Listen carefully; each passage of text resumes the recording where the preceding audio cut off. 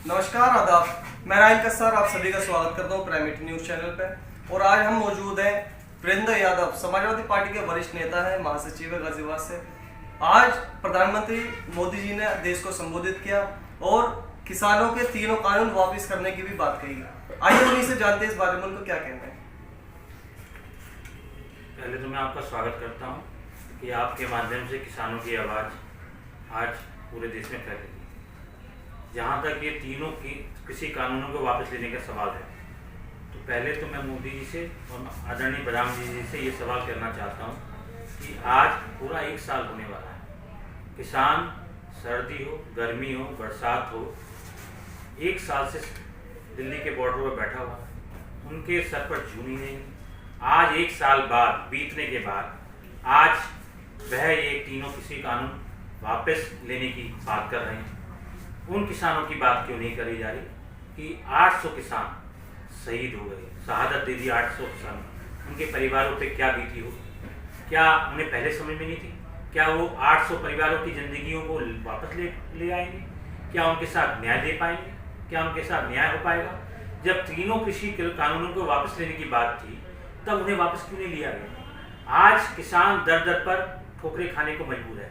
MSP की बात क्यों नहीं की गई? अगर संसद में किसान उनका ये कृषि कानून पास हुए किसानों के लिए, तो संसद में क्यों नहीं वापस लिए आते? सिर्फ बात करने से, सिर्फ अपने फायदे के लिए, सिर्फ क्योंकि 5 राज्यों में अब चुनाव होने वाला है, इसलिए कृषि कानून वापस लिए जा रहे हैं। क्योंकि भारतीय जनता पार्टी के लोगों को गांव-गांव में उन्हें निकाला जा रहा है, गांव-गांव से उन्हें घुसने नहीं दिया जा रहा। अभी उपचुनाव हुए, जनता ने उनका बहिष्कार किया। जनता जवाब देगी आने वाले चुनाव में। जनता माफ करने वाली नहीं है उन किसानों की शहादत को भूलने वाली नहीं है कि किसानों के हित की बात करने वाली ये सरकार जो जनता ने बनाई थी कि किसानों के हित की बात करेगी, लेकिन किसानों के हित की बात इन्होंने पूरे 7 साल होने वाले हैं, एक बार भी उन्होंने किसानों के हित की बात नहीं सुनी। ये सिर्फ पूंजीपतियों की बात करती हैं। पूंजीपतियों के हाथों की कठपुतली बनी हुई सरकार है।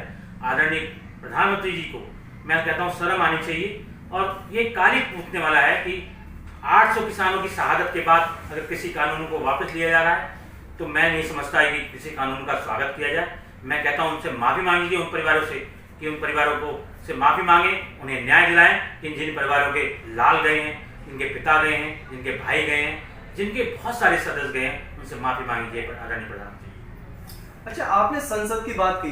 भारतीय किसान यूनियन के राष्ट्रीय प्रवक्ता है राकेश टिकैत, उनका ये बयान आया है कि जब तक ये हमें एमएसपी पे कानून बनाकर नहीं देगी सरकार, तब तक हम आंदोलन खत्म नहीं करेंगे।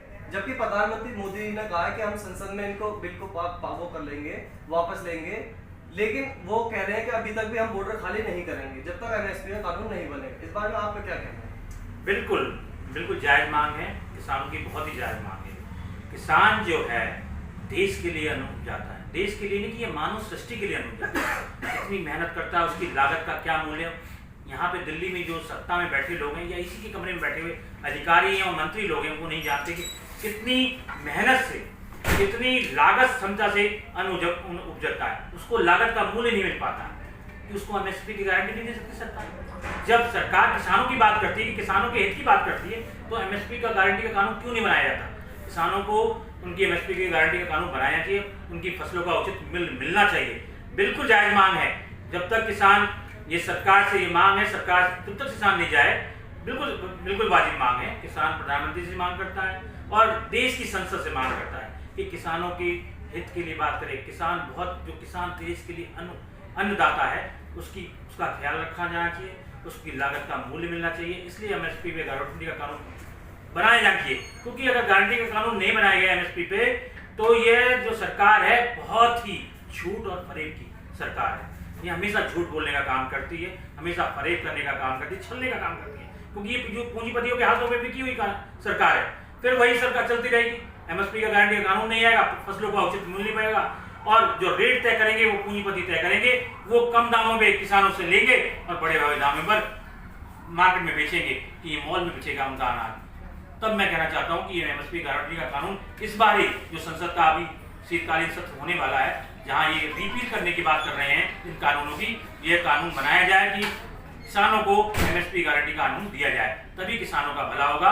ये सरकार से मांग है।